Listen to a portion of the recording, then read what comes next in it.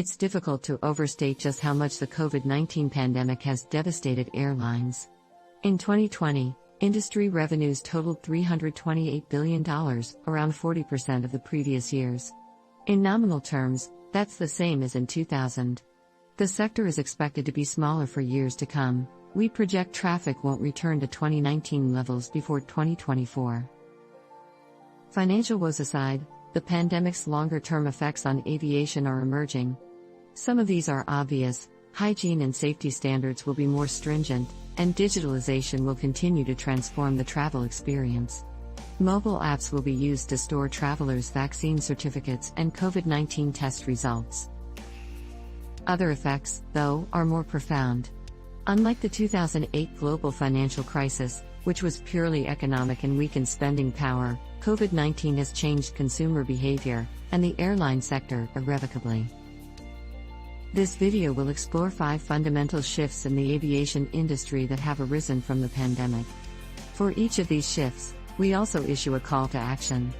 By responding to these shifts decisively now, carriers should be able to look beyond the pandemic and adapt to the long-term realities of COVID-19. Firstly, leisure trips will fuel the recovery. Business travel will take longer to recover, and even then, we estimate it will only likely recover to around 80% of pre-pandemic levels by 2024. Remote work and other flexible working arrangements are likely to remain in some form post-pandemic, and people will take fewer corporate trips. In previous crises, leisure trips or visits to friends and relatives tended to rebound first, as was the case in the United Kingdom following 9/11 and the global financial crisis. Not only did business trips take 4 years to return to pre-crisis levels after the attacks on the World Trade Center, but they also had not yet recovered to pre-financial crisis levels when COVID-19 broke out in 2020. Therefore, we expect that as the pandemic subsides, the rise in leisure trips will outpace the recovery of business travel. Some carriers are highly dependent on business travelers. Both those traveling in business class and those who book economy class seats right before they need to travel. While leisure passengers fill up most of the seats on flights and help cover a portion of fixed costs, their overall financial contributions in net marginal terms are negligible, if not negative.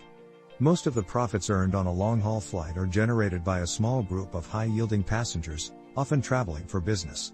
But this pool of profit-generating passengers has shrunk because of the pandemic. The call to action: revisit flight economics. Airlines should reevaluate the economics of their operations, especially long-haul flights. First, a smaller contribution from business traffic could necessitate a different pricing logic. For example, today most carriers price point-to-point non-stop flights at a premium. Travelers who value time over price, mostly business travelers, book these non-stop flights. Leisure travelers, even those traveling in premium classes, are more price-sensitive and may choose an indirect routing. This large gap between non-stop pricing and connect pricing may need to narrow. Second, lower business traffic may require network changes. Airlines added many flights over the past few years between hubs and smaller cities, using small-size widebodies such as the Boeing 787. These flights work because of the high-yielding business demand. With business demand subdued, economics favor larger aircraft flying less frequently. Airlines may find that larger aircraft such as Airbus A350s or Boeing 777s, which have lower unit costs, become the base of the long-haul network. Third, airlines may also look at reconfiguring the layout of their cabins to address the increased share of leisure traffic. At the simplest level, lower business class demand may warrant smaller business class cabins. Taking this further, products may shift to better cater to premium leisure passengers, such as the growth of premium economy cabins or the development of business class seats more suitable for traveling as couples or groups. Secondly, staggering debt levels will lead to ticket price increases and a larger role for the government in the sector. Many airlines have had to borrow huge sums of money to stay afloat and cope with high daily cash burn rates. Tapping into state-provided aid, credit lines, and bond issuances, the industry collectively amassed more than $180 billion worth of debt in 2020, a figure equivalent to more than half of total annual revenues that year. And debt levels are still rising. repaying these loans is made even harder by worsening credit ratings and higher financing costs. These costs will need to be recouped. Therefore, we'll likely see ticket prices rise. By our estimates, this could amount to a rise in ticket prices of about 3%, assuming a 10-year repayment window for only the additional debt taken on. Furthermore, when demand for air travel returns, it will likely outpace supply initially. We see a glut of latent demand of people eager to travel. It will take time for airlines to restore capacity, and bottlenecks such as delays in bringing aircraft back to service and crew retraining could lead to a supply-demand gap, resulting in higher short-term prices. In many cases, airline rescue efforts come in the form of government bailouts, with strings attached. We're seeing a re-emergence of, or increase in, the level of state ownership and influence. In Europe alone, TAP Air Portugal, Lufthansa Group, and Air Baltic all receive state aid combined with an increase or reintroduction of government shareholdings. The call to action: be a constructive collaborator. As the state becomes a more active player, whether as a creditor, a direct shareholder, or as part of the board, airlines will find themselves having to deal more closely with the authorities. Instead of seeing this as a necessary restriction to access much-needed funds, airlines can treat it as an opportunity to shape how the sector evolves with a key stakeholder. Airlines can work with regulators to set standards across a gamut of issues.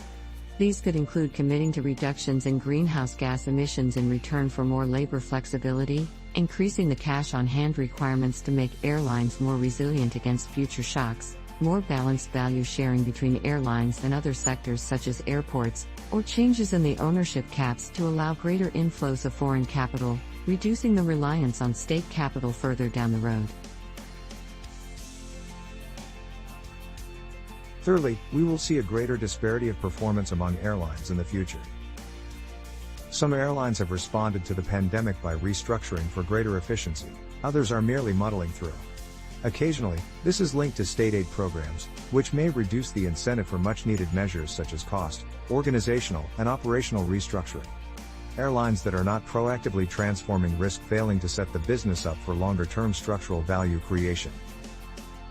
As such, we're seeing some airlines pull ahead.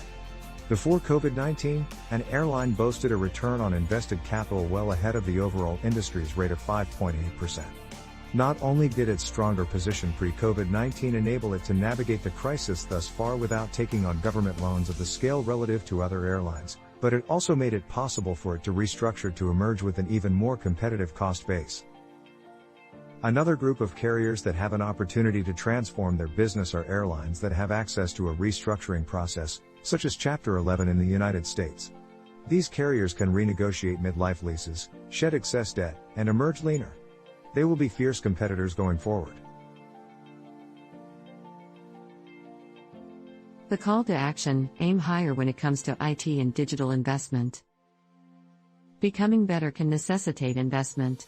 Even though many airlines find themselves in financial straits, we recommend investing more in IT and digitalization, not less.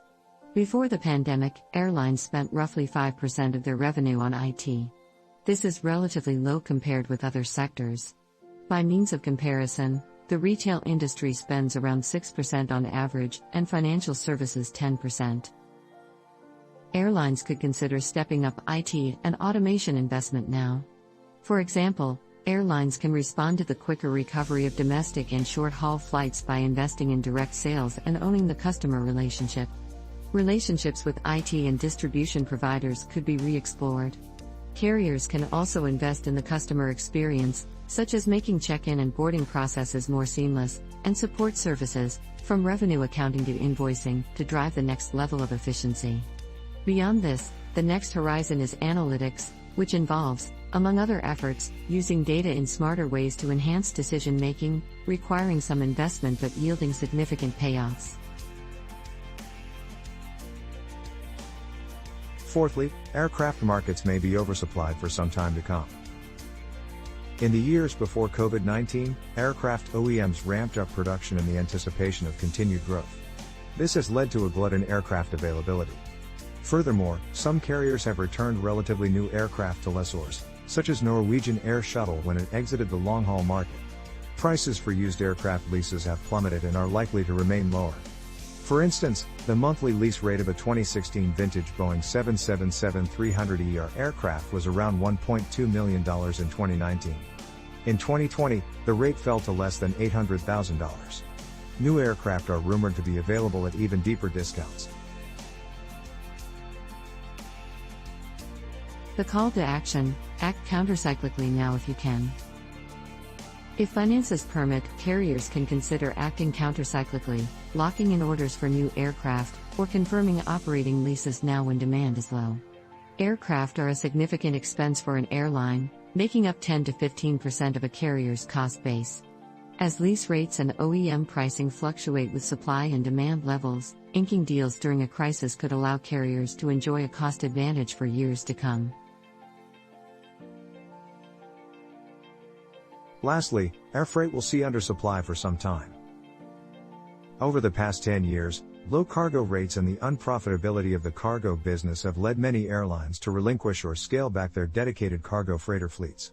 However, cargo has been a lifeline for the aviation industry during COVID-19.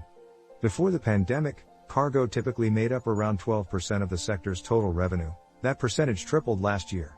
Based on data from the airline analyst, only 21, down from 77 in 2019, of the airlines around the world that disclosed their operating performance achieved positive operating profits for the third quarter of 2020, traditionally the industry's most profitable quarter.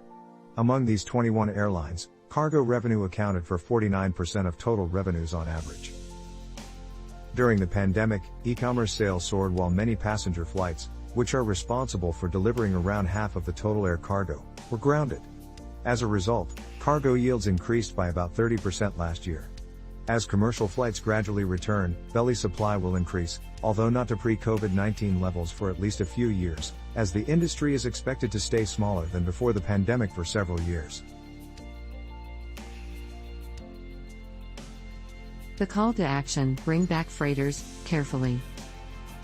In response to the high demand and low supply of air freight right now, carriers could investigate short to medium-term opportunities to boost their cargo services.